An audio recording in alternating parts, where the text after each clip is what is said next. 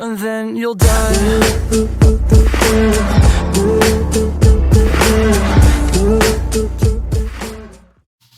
अस्सलामुअलैकुम guys, hope you are all doing well.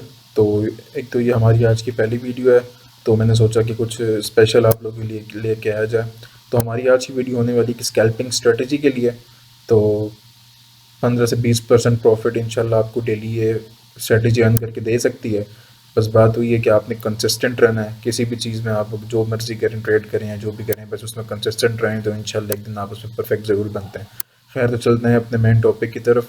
तो scalping strategy के लिए हमने सबसे पहले 3 इंडिकेटर्स यूज़ करना है। एंड सेकेंडली, जैसा कि आपको पता है कि scalping strategy short time frame की ट्रेड होती है, तो जो कुछ मिनटों से कुछ घंटों तक वेरी करती है। अगर 4 आवर्स या ज़्यादा इसके टाइम के लिए आप चाहते तो फिर इंट्राडे ट्रेड कहलाती है। स्कैल्प ट्रेड हमारी 5 मिनट से लेके 2 मिनट से लेके मेरे हिसाब से 2-3 घंटे तक होनी चाहिए। इसके अलावा जो लंबे टाइम फ्रेम पे जब ट्रेड चली जाती है तो आपकी इंट्राडे ट्रेड हो जाती है। खैर, तो शुरू करते हैं। सबसे पहले हम छोटे टाइम फ्रेम पे 15 मिनट पे आ जाते हैं। और 2 टैब्स हमने यूज़ इसलिए करनी है कि हमने इंडिकेटर्स 3 यूज़ करना है और एक टैब पे 2 से ज़्यादा इंडिकेटर हम एट अ टाइम यूज़ कर नहीं सकते ट्रेडिंग व्यू के ऊपर। सो चलें, 15 मिनट के टाइम फ्रेम पे हम आ गए। अब हम वो इंडिकेटर्स यूज़ करते हैं जिसका मैंने आपको पहले बताया था। तो इंडिकेटर्स का नाम है Nadaraya Watson envelope by Lux Algo. Second indicator का नाम है Nadaraya Watson smoothers by Lux Algo. और आपके थर्ड इंडिकेटर का नाम है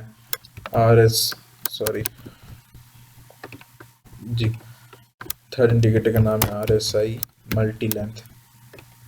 जी, तो तीनों इंडिकेटर्स आपको आपकी स्क्रीन पे शो हो रहे होंगे। सबसे पहले हमने इसमें करना क्या है, तो यहाँ पे मैं रिप्ले का ऑप्शन मेरे पास है नहीं क्योंकि मैं इनको पेड नहीं हूँ, सब्सक्राइब मैंने किया हुआ नहीं है, वरना मैं आपको रिप्ले करके दिखाता। रिप्ले से मुराद के आपको मैं बताता हूँ, लाइक फॉर एग्जांपल यहाँ से अगर मैंने आपको स्कैल्पिंग स्ट्रेटजी का बताना है तो यहाँ से लेके यहाँ तक की जितनी भी कैंडल्स हैं मैं इसको ब्लैकआउट कर देता, ये आपको नज़र ना आती। खैर, कुछ नहीं, हम इमेजिनेशन पे तो काम कर ही सकते हैं। लाइक अगर मैं आपको कहूँ कि आप ऐसा सोचोगे, फॉर एग्जांपल, हाँ, हम लोग यहाँ पे स्टैंड कर रहे हैं, इस जगह पे हम लोग हैं, इस टाइम पे, ये टाइम आपके सामने आ रहा है नीचे एरो के नीचे ही, 4 अप्रैल 2024 9:15।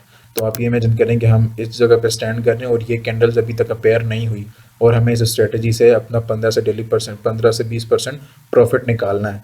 तो हमें सबसे पहले देखना क्या होगा, देखें, सबसे पहले जिस भी कॉइन के ऊपर आप ट्रेड लें उसको बड़े टाइम फ्रेम पे जाके देखें कि उसका ट्रेंड बेरिश है, बुलिश है, साइडवेज है। मैं उम्मीद करता हूँ बेरिश, बुलिश, साइडवेज ये चीज़ें क्या होती हैं, ये चीज़ें आपको पता होंगी। अगर तो आप लोगों को चीज़ें नहीं पता तो इंशाल्लाह फर्दर मैंने बेसिक कोर्स की भी इस प्लेलिस्ट बनानी है और डिफरेंट स्ट्रेटजीज़, स्पॉट की, फ्यूचर की, स्विंग लॉन्ग, लॉन्ग टर्म, तो इस तरह इंट्राडे और अदर इससे भी ज़्यादा और भी स्कैल्पिंग स्ट्रेटजीज़ की मुझे पता है, मैं उसकी भी वीडियोस बना दूंगा। खैर, तो ये हमारी आज की पहली वीडियो है। चलते हैं अपने मेन टॉपिक की तरफ। स्कैल्पिंग स्ट्रेटजी हमारा मेन टॉपिक था। हमने इस स्ट्रेटजी को यूज़ कैसे करना है, सबसे पहले हमने फॉर एग्जांपल BTC पे ट्रेड लेनी है तो BTC का कॉइन सर्च करने के बाद हम उसके बड़े टाइम फ्रेम पे जाएंगे और उससे हम देखेंगे कि वो उसका ट्रेंड बेरिश है, बुलिश है या साइडवेज। अगर तो ट्रेंड बुलिश है यानी कि मार्केट ऊपर की तरफ जा रही है तो हमने उस दौरान सिर्फ और सिर्फ लॉन्ग की ट्रेड ढूंढनी है। स्कैल्प में ट्रेड, जैसे आपको पता है, फ्यूचर्स में 2 तरह की ट्रेड होती है, लॉन्ग और शॉर्ट। शॉर्ट से मुराद के आपने यहाँ से ट्रेड ली और आप ही करेंगे मार्केट जितना नीचे आएगी मुझे जितना प्रॉफिट होगा, तो ये आपकी शॉर्ट की ट्रेड है।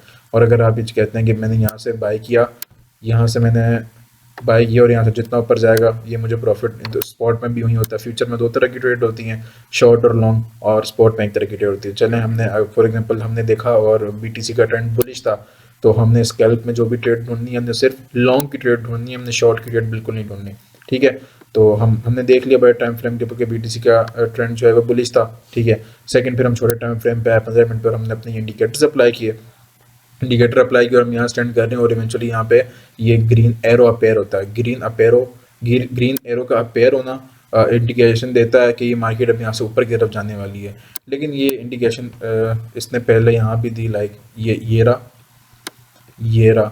लेकिन हमारी स्ट्रेटजी यहाँ इनवैलिड हो जाती है। इनवैलिड इसलिए हो जाती है कि जब भी आपको ये एरो के अकॉर्डिंग अगर ट्रेड करनी हो तो ये मस्ट मस्ट होना चाहिए कि ये जो एरो अपेयर हो रहा है ये बिल्कुल बॉटम पे अपेयर हो, बॉटम से मुराद बिल्कुल नीचे अपेयर हो। अभी बीच में अपेयर हुआ और नो डाउट ही थोड़ा ऊपर गया, लेकिन इसे हम ट्रेड नहीं करते, ये इनवैलिड हो जाती है यहाँ पे ये स्ट्रेटजी। तो खैर ये बिल्कुल बॉटम पे आपका ये एरो अपेयर हुआ, ये आपको फर्स्ट कॉन्फिडेंस मिला। फर्स्ट कॉन्फिडेंस से मुराद ये आपको पहली कंफर्मेशन मिली कि यहाँ से आप लॉन्ग की ट्रेड ले सकते हैं। और आपको सेकंड कॉन्फिडेंस अब ये देखना है कि ये एरिया कौन सा है, कि आप यहाँ पे लाइक इधर मिड में स्टैंड कर रहे हो, या ऊपर रेजिस्टेंस वाले एरिया में हो, या नीचे आप सपोर्ट वाले एरिया में हो।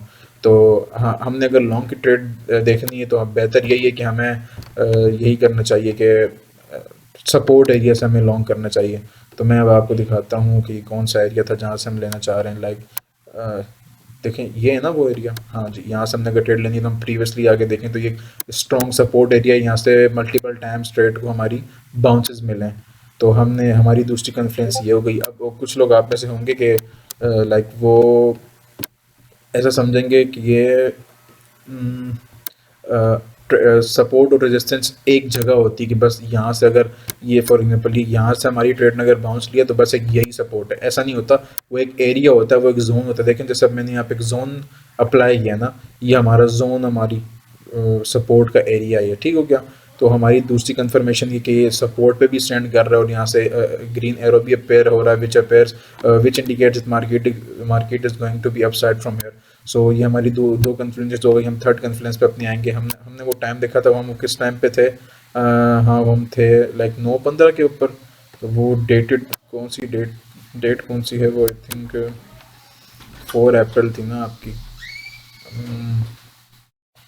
जी 4 अप्रैल था और 9:15 का टाइम था ये, ठीक है। ये रहा वो आपका 4 अप्रैल वाला एरिया, ठीक है। हमने दो कन्फ्लुएंसेस यहाँ पर ली अलग इंडिकेटर्स से, और सपोर्ट एरिया से यहाँ में दो कन्फ्लुएंसेस मिली हैं। थर्ड कॉन्फ्रेंस के लिए हम आएंगे इस इंडिकेटर पर, हम देखेंगे, देखें 9:15 के ऊपर, एग्जैक्टली 9:15 के ऊपर ही RSI की जो लेंथ है ये बिल्कुल बॉटम पे थी। तो ये हमारी स्ट्रॉन्ग थर्ड कन्फर्मेशन हो गई है कि RSI भी बिल्कुल नीचे बॉटम पे है और ये रेड कलर भी अपेयर हो रहा है। ये दोनों का मतलब ये होता है कि अब हमारी ट्रेड वो ओवर सोल्ड एरिया में चली गई, कि वो बहुत ज़्यादा लोगों ने इसको सेलिंग प्रेशर दिया और मार्केट नीचे आ गई है।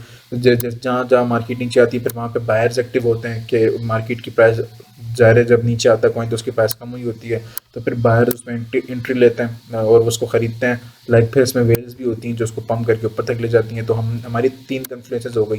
पहली इस चार्ट के ऊपर हो गई, सेकंड थर्ड कन्फ्लुएंस हमारी यहाँ पे होगी कि ये RSI भी हमारी बॉटम पे। अब यहाँ से हमने लॉन्ग की ट्रेड ओपन करनी है।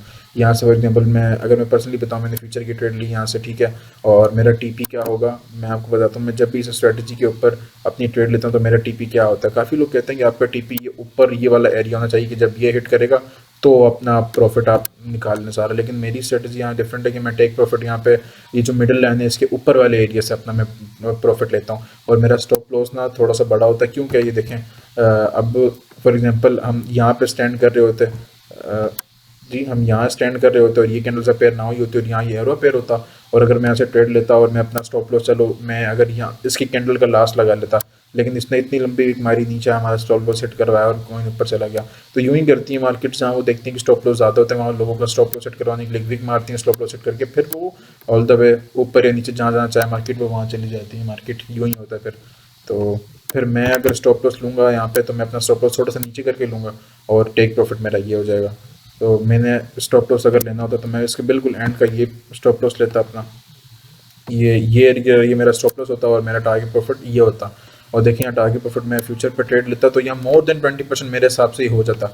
मोर देन ट्रेड कैसे लेते हैं, लेवरेज आपको कितनी लेनी चाहिए, कितने परसेंट वॉलेट्स आपको ट्रेड लेनी चाहिए, ये सब चीज़ें फिर अलग है, उसमें इंशाल्लाह अलग वीडियो बनाऊंगा। तो ये हमारी आज की स्कैल्पिंग स्ट्रेटजी की वीडियो थी। उम्मीद करता हूँ आपको चीज़ समझ आई होगी। तो खैर पहले तो फर्स्ट वीडियो मेरी, मुझे पता है मेरे इतना व्यूज़ या कमेंट लाइक्स में होने नहीं वाले, लेकिन फिर भी जो मेरे व्यूअर्स हैं, अगर आपको मुझे कोई सजेशन देना हो कि अगर भाई आप मुझे कहेंगे आप थोड़ा ज़्यादा बोल गए या आपको इस तरह से करना चाहिए, कोई सजेशन हो, कोई भी कंप्लेन हो, कुछ भी हो, आप बिल्कुल कमेंट एरिया आपका, बिल्कुल दिल खोल के आपने जो भी कहना है, बस गालियाँ ना देना। बाकी आपको जो भी समझ आए, कुछ और आपने जानना चाहते हो या जो भी हो, आप प्लीज़ मुझे कमेंट करके मुझे बता दें। मैं इंशाल्लाह आपकी हर क्वेरी का जवाब ज़रूर दूंगा। ठीक है गाइस, तो मिलते हैं अपनी नेक्स्ट वीडियो में। अल्लाह हाफिज़।